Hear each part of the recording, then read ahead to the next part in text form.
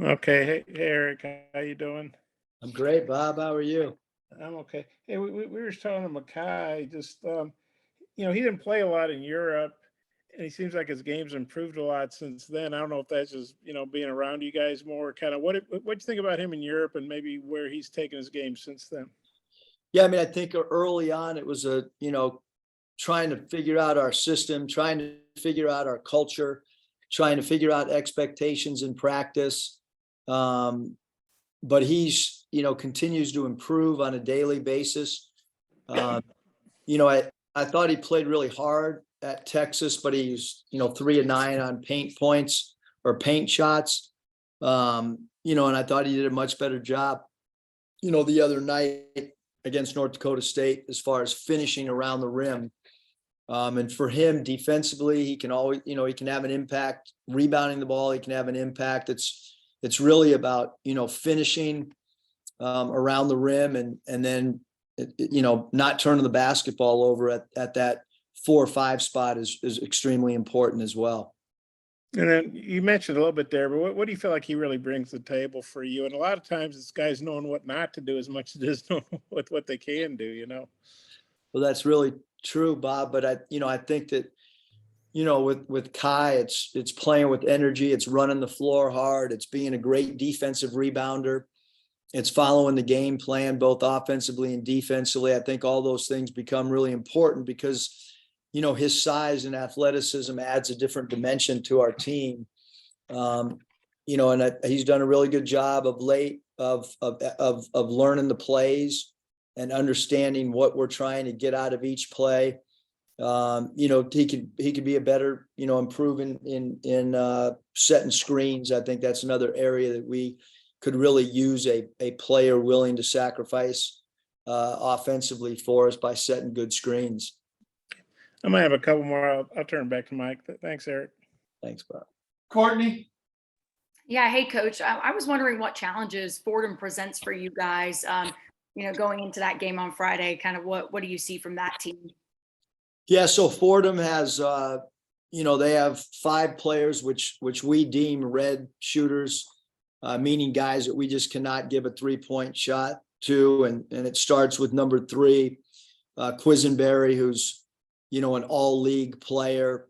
Was an all-league player when he played at Youngstown State as well. Number 3, Rose, at the small forward spot, can really hit threes. He's really good in one corner, especially from 3. Their point guard, number 24, is another guy that can make shots. They bring a big guy off the bench, number 15, who can make shots, and then number 1. Richardson has a reputation of being a guy that can make shots. So we've got to defend the 3.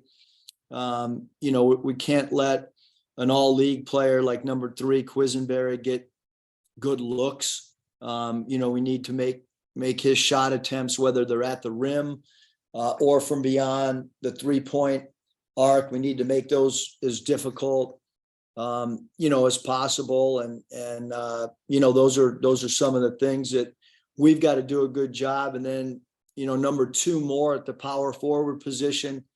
You're talking about a player that, has started, I think, close to 100 games in the ACC at Georgia Tech. So we have our work cut out for us because Moore is probably their second best player and a guy that we have to have great respect for as well.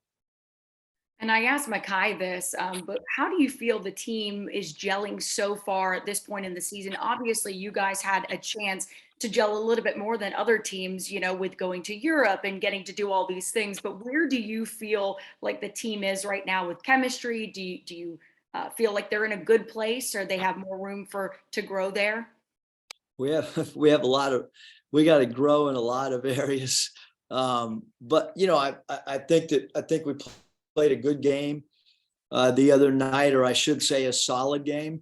Obviously in our games overseas, a good portion of the offense ran through Nick. So we've had to make an adjustment there.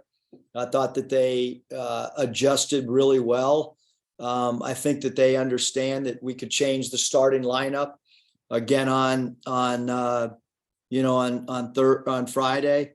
And then we could change it again, going into the game the following Wednesday when we play South Dakota State as well. So the lineup might change here for the next week or so based on what we perceive to be matchups and how we want those matchups to look. And then also, giving some guys an opportunity early on, because we had a completely different starting lineup, basically the Texas game than we did this last game. So it's about getting, some of our guys opportunities to gain some experience, for situations like we might be in down the road with an injury or what happens during the course of a normal college season. Thanks, Coach. Curtis. Hey, Coach, curious how you would assess Anthony Black's debut for you, and then how is he feeling? I know he got banged up there, but then he came back in the game. Yeah, I mean, we're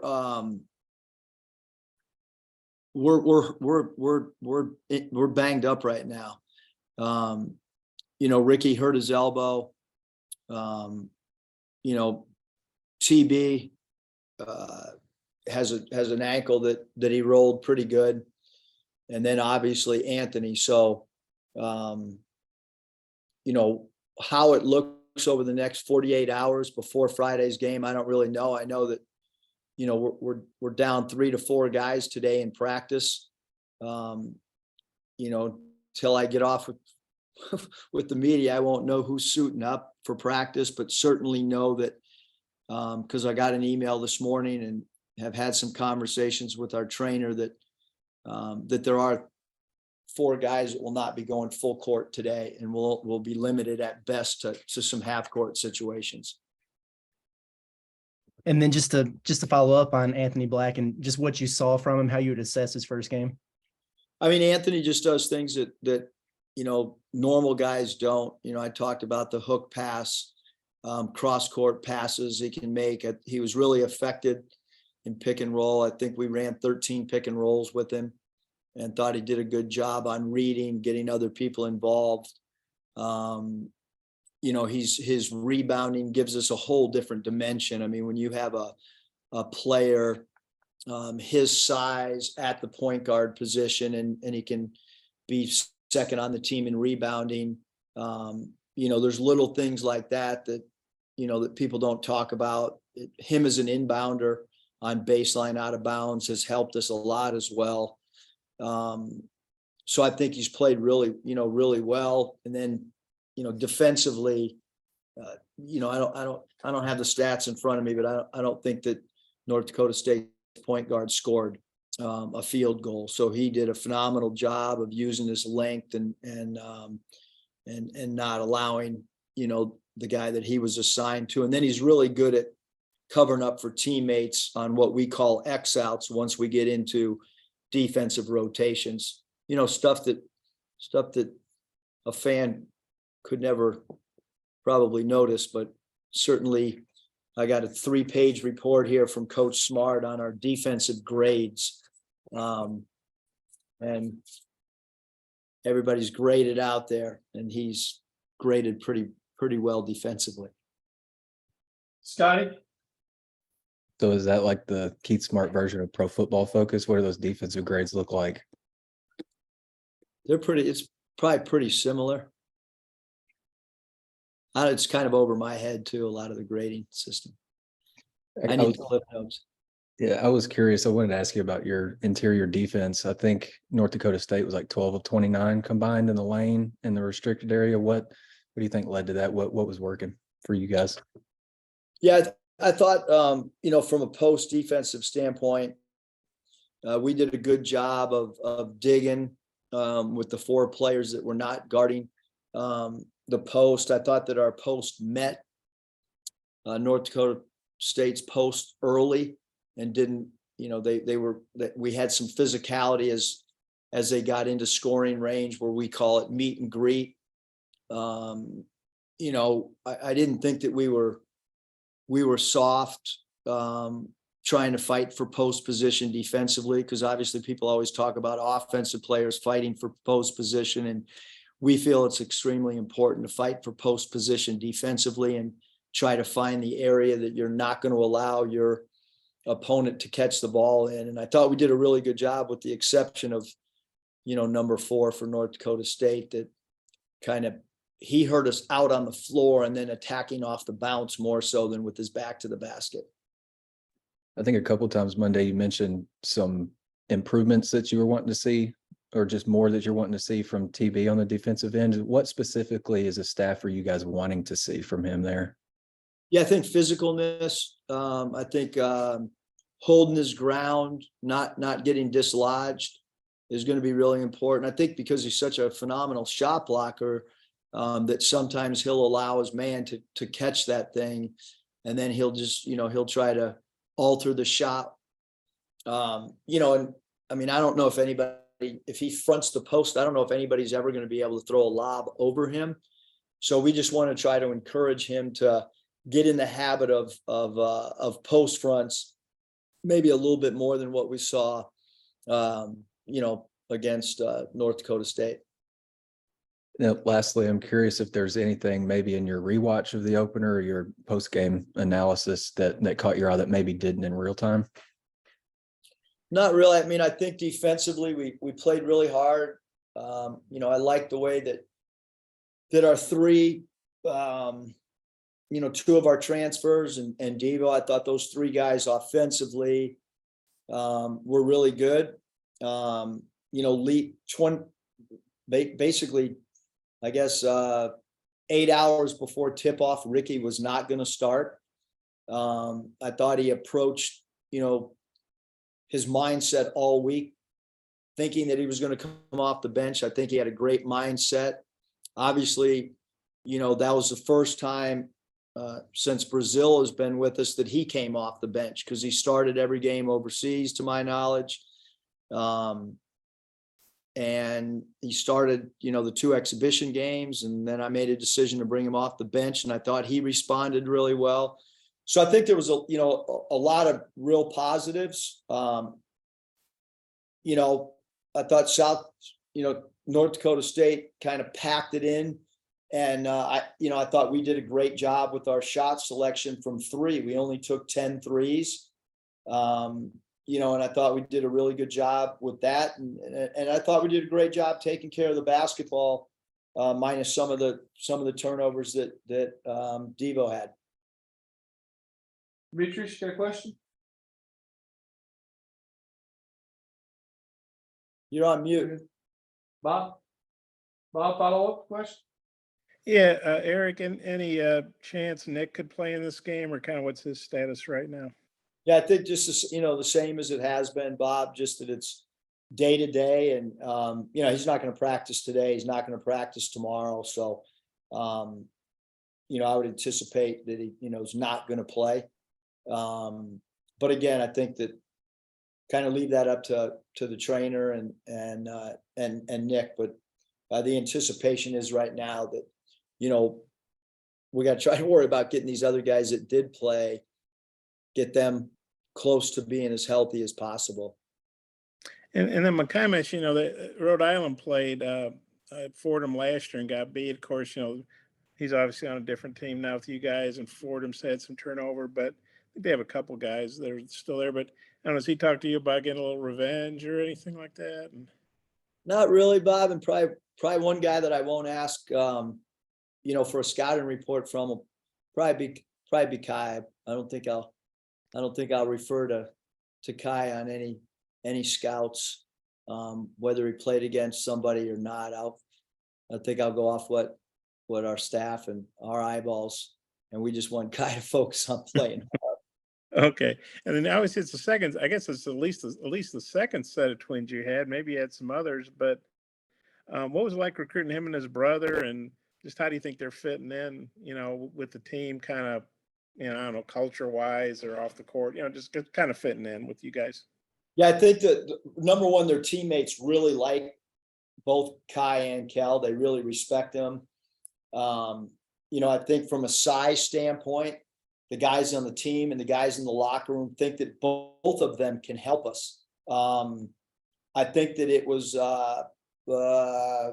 culture, expectations, accountability, a lot of newness for both of them, and a adjustment that has continued up until this day. And I think they've done a good job. They continue to improve. They continue to understand our expectations on and off the floor. But they're growing in that aspect of how hard we practice, expectations across the board. They continue to move in the right direction. And I know she did a golf themed pregame talk. I saw it on Twitter.